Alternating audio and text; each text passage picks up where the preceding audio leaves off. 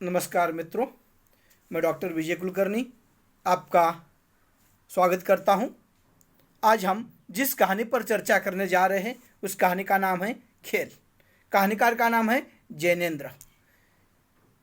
जैसे हम जैनेन्द्र को याद करते हैं तो तुरंत हमें मनोवैज्ञानिक कहानियों का दर्शन होता है।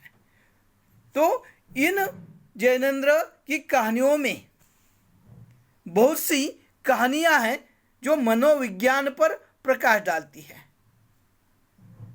तो हम पहले देख लेते हैं इन जैनेन्द्र जी का जन्म कहाँ पर हुआ है।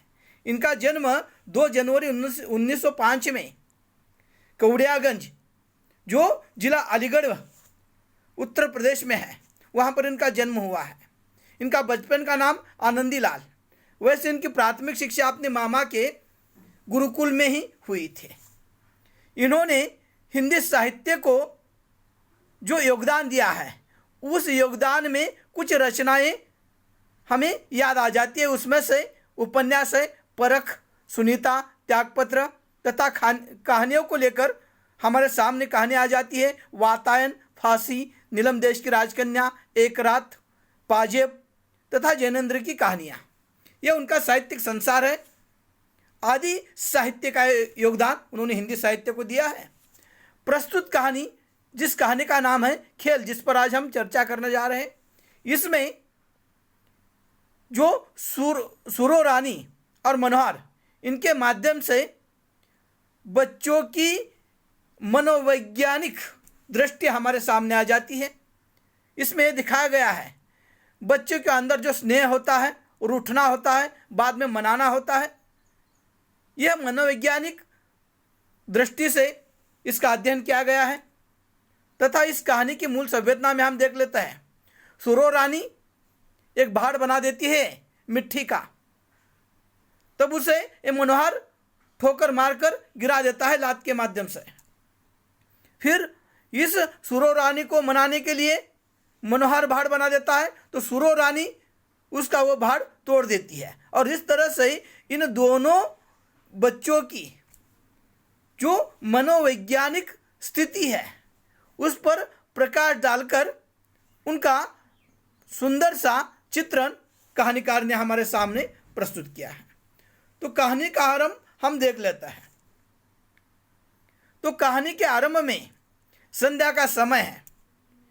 सूरज की लालिमा दिखाई दे रही है। नदी के किनारे एक छोटा सा बालक वहाँ पर हाथ में छड़ी लेकर उस पानी पर प्रहार कर रहा है। पानी के साथ, लहरों के साथ खेल रहा है। उस पानी पर वो हाथ की लकड़ी से प्रहार कर रहा है। उसके बावजूद वो पानी उछलकर उस बालक के साथ मित्रता करना चाह रहा है। ये प्रकृति का वर्णन है। और इधर वो छोटी सी बालिका सुरो रानी, जिसका नाम है, वो रेत के माध्यम से एक पहाड़ बना रही है। और वो पहाड़ बनाते बनाते उस रेत को कहती है, उस मिट्टी को कहती है, ठीक से बनना न तो मैं तुझे फोड़ दूंगी। और इस तरह से उसे थपथपा रही है। उसका पैर उस रेत में है, उसके पैर में रेत है और वो पहाड़ बना रही है। और उस पहाड़ बनाते बनाते वो इतनी व्यस्त है, मग्न है कि उसे इस समाज के किसी बात का कुछ ध्यान नहीं है। अबोध से बालक उस प्रकृति के सानिध्य में खेल रहे हैं। यह पहाड़ जैसे बना रही है, सारे विश्व का सुख उसे उस पहाड़ में दिखाई दे रहा है। वो पहाड़ बनाते बनाते स्वप्न भी देख रही है, सपना भी देख रही है कि मैं पहाड़ जैसे बना लूंगी, मनोहर आ जाएगा, मनोहर को मैं अंदर नहीं लूंगी, उसे बाहर ही खड़ा कर दूंगी। वो बहुत नटखट है, वो सुनता नहीं है। और इस तरह से उस पहाड़ को बनाते हुए वो उस मनोहर के बारे में सोच रही है और पहाड़ को बहुत अच्छी तरह से वह बनाने का प्रयास कर रही है। उसमें कोई कमतरता न रहे, इसका ध्यान रख रही है। और पहाड़ को इस तरह से थपथपा रही है जैसे कोई माँ अपने बच्चों को थपथपाती है तथा उस भाड़ में से अपना पैर बहुत आहिस्ता निकाल रही है, जैसे कोई माँ अपने बच्चों को सुलाने के लिए, लेटाने के लिए ले जाती है। इतनी तन्मयता से वो सुरो रानी उस वालुकामय प्रदेश में वह भाड़ बनाने की क्रिया कर रही है। और जैसे भाड़ बन जाता है, उसके मन में खुशी आ जाती है। उसे विश्व का सारा सुख उस भाड़ में दिखाई देता है। और तब बाजू में जो भाड़ है उसके तरफ वो देख लेती है, तो उसे लगने लगता है अरे नहीं, इसमें कुछ ना कुछ कमियां हैं, और इसलिए वह उस पर और रेत डाल देती है। ऐसा 3-4 बार रेत और डाल देती है, वहाँ पर पत्ते लगा लेती है। धुआं निकलने के लिए एक लकड़ी भी लगा लेती है, छोटी सी सिक जिसे कहा जाता है। और यह इस तरह से मंत्र मुग्ध है कि उसे विश्व के किसी बात की चिंता नहीं है। आबोध सी यह बालिका उस प्रकृति के सानिध्य में अपने उस भाड़ को लेकर, अपने साथी को लेकर सब स्वप्न देख रही है। वो कहती है जैसे मनोहर आ जाएगा तो मैं उसे अंदर नहीं आने दूंगी, क्योंकि वह बहुत नटखट है, वो कुछ सुनता नहीं है, वो दंगाई है। और इस तरह से वह मनोहर को लेकर सोचती है अगर वो आ भी जाएगा और मानेगा नहीं, मुझे विनती करेगा, तो मैं उसे कहूँगी तुम ऊपर छत पर चले जाओ। लेकिन वो कहती है, तुरंत याद आ जाता है, अरे उसे तो ऊपर धूप लगेगी, तपेगा, तब मैं कहूँगी अरे मूर्ख नीचे आ जा, वहाँ पर गर्मी ज़्यादा है। और इस तरह से वो स्वप्न देख रही है। उधर मनोहर उस पानी में हाथ की लकड़ी जोर से फेंक देता है और उस ओर आने लगता है जिस ओर सुरो रानी ने यह भाड़ बनाया है। अब इसके मन में इच्छा थी सुरो रानी की कि उस मनोहर को बुलाए, उसे दिखाए कितना अच्छा ये भाड़ है, कितनी सुंदरता है। लेकिन वो पानी के साथ खेलता हुआ बैठा है और इसी अपेक्षा से अभी थोड़ी देर अभी अच्छा सा बना लूंगी, फिर मनोहर को बुला लूंगी, इस अपेक्षा से वह बैठी थी। अब मनोहर आ जाता है। मनोहर इस सुरो रानी को आवाज़ दे देता है, लेकिन सुरो रानी अपने उस भाड़ के विश्व में ही कहीं खोई है। और इसलिए यह मनोहर आ जाता है और उस भाड़ को अपने पैरों के प्रहार से गिरा देता है।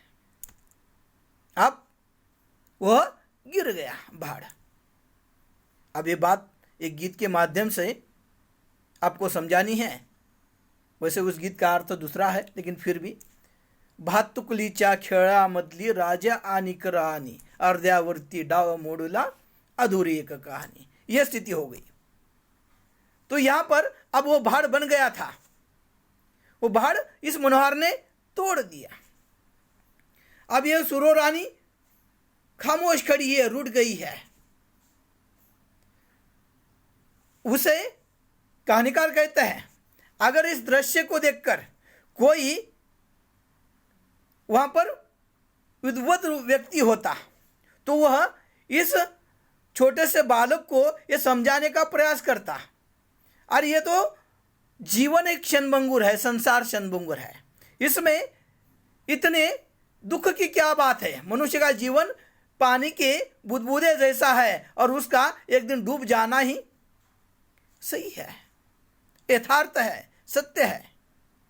लेकिन उस बालक को समझाए कौन? और जिसने ये भाड़ गिराया है उसे शायद ईश्वर ने भेजा होगा, क्योंकि वह नहीं कुछ सीख देना चाहता हो।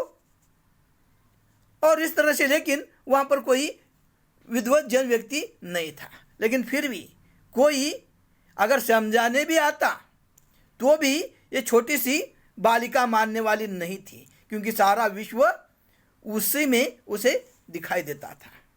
और इसलिए अब रूठ गई है।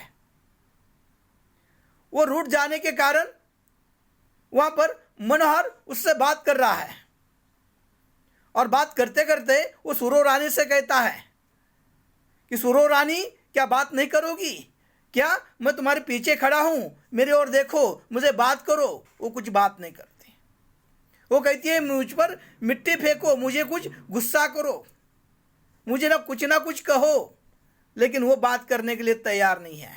और आखिरकार सुरो रानी अपने इस स्थिति को लेकर अपना मौन तोड़ देती है और मनोहर को कहती है कि तुमने मेरा भाड़ क्यों तोड़ दिया। तो वो कहता है कि चिंता मत करो, मैं तुम्हें उसी तरह से भाड़ बनाकर दे दूंगा, तुम बोलो तो किस तरह से बनाना है। वो कहती है मैं नहीं बोलूंगी, तुमने वो भाड़ तोड़ा है ना, तुम ही अब वो बना के दो। तो वो कहता ठीक है, अभी बना देता हूँ, तुम जिस तरह से तुमने बनाया था उससे अच्छा बना कर देता हूँ। और वह रेत लेकर भाड़ बना देता है। और वो कहता है उसे कि यहाँ पर धुआं कहाँ से निकलना। वो कहती है मैं कुछ नहीं बोलूँगी, तुमने गिराया ना, तुम ही बोलो, तुम ही अब सोचो। और वो कहता ठीक है, और वो उसने भाड़ अब बना दिया है। अब भाड़ बनाने के बाद उसे कहती है कि उस नदी के किनारे जाकर पानी ला लो, ऊपर डालो छत पर।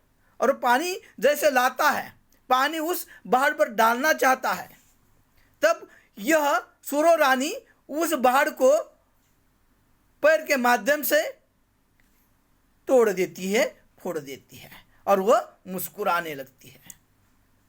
अब यह इन दो बालकों का जो चित्रण है, यह देखकर वहां पर नदी भी शायद मुस्कुरा रही है, सूरज की लालिमा भी वहां पर हंस रही है, पेड़ भी यह सारी स्थितियां देखकर वहां पर हिल रहे हैं।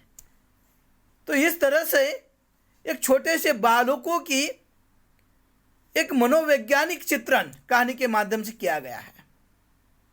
यहां पर कहानी समाप्त होती है, लेकिन हम देखते हैं यह तो बच्चों की कथा है, लेकिन सामाजिक जीवन में मनुष्य की भी स्थिति कुछ ऐसी है जो बड़े है।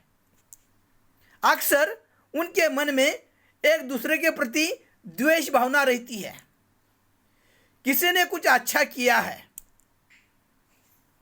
और वह उस व्यक्ति को बता रहा है या समाज में दिखाई दे रहा है, तो सामने वाले कुछ लोग ऐसे होता है, उन्हें वो बातें अच्छे नहीं लगती, वो तुरंत उसे किस तरह से गिराया जाएगा, किस तरह से पैर खींचे जाएंगे, किस तरह से वो कितना कमज़ोर है, समाज के सामने आ जाएगा, इस प्रयास में रहता है।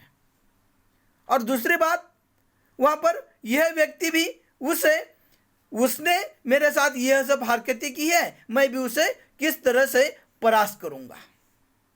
इसी में मनुष्य का जीवन चला जाता है, गुजर जाता है। लेकिन यह संसार क्षण भंगुर है, यहाँ पर कोई भी मनुष्य स्थिर जीवन जीने वाला नहीं है। फिर भी आज मनुष्य की मानसिकता एक दूसरे को हानि पहुंचाने पर ही और उसमें सुख ढूंढने का प्रयास कर रही है। यह समाज की वास्तविकता एक कहानी के माध्यम से कहीं ना कहीं हमारे सामने आ जाती है। वास्तविकता, ये समाज, ये जीवन ही क्षणभंगुर है, उस पानी के बुदबुदे जैसा है, कब मिट जाने वाला पता नहीं। उसके बावजूद मनुष्य एक दूसरे के प्रति द्वेष की भावना रखता है, और यह मनुष्य के जीवन में बचपन से सिखाया जाता है। कैसे, उसकी उदाहरण दे देता हूं आपको। घर में हमारे छोटे बालक होते हैं, चलते चलते वो जमीन पर कहीं पर गिर जाते हैं, गिरने के बाद वो रोने लगते हैं। उसे समझाने के लिए उसके पास खड़ा हुआ वो बड़ा इंसान उस बच्चे को कहता है, तू इस जमीन पर गिरा है ना, इस जमीन ने तुम्हें पीटा है ना, अब देख मैं इस जमीन को मारता हूं। और वह उस जमीन को थपथपाने लगता है, उस पर प्रहार करने लगता है। तब वो बच्चा चुप हो जाता है। यानी इससे सीख क्या गई उस बच्चे को, जिसने प्रहार किया है उसके ऊपर प्रहार करने के बाद मन को शांति मिलती है। यह स्थिति है। या कई बार दूसरा उदाहरण हम देख लेते हैं, किसी छोटे से बच्चे को उसकी माँ ने पीटा है, मारा है, तो उसे समझाने के लिए कहा जाता है तुम्हारी माँ का घर धूप में बांधेंगे तो उस बच्चे को खुशी हो जाती है, अरे माँ ने मुझे मारा था, उसका अब घर धूप में बंधने जा रहा है। यानी ये प्रवृत्ति, ये मनोवैज्ञानिक शिक्षा हम बचपन से ही कहीं ना कहीं उस बालकों को दे देता है। आज की समाज किसकी है, उसमें से मैं भी छूटा नहीं हूं, लेकिन यह सामाजिक वास्तविकता हमारे सामने है। और कुछ इसी तरह की यह कहानी हमारे सामने जैनेंद्र जी ने छोटे के बच्चों के माध्यम से मनोवैज्ञानिक चित्रण करते हुए हमारे सामने रखी है, जिस कहानी का नाम है खेल। और इसमें एक मनोवैज्ञानिक चित्रण के माध्यम से छोटे बच्चों का रूठना, अंदर का प्रेम, फिर मनाना, इसका चित्रण तथा उस बच्चों की मानसिक अवस्था का चित्रण कहानी के माध्यम से हमारे सामने प्रस्तुत किया गया है। नमस्कार।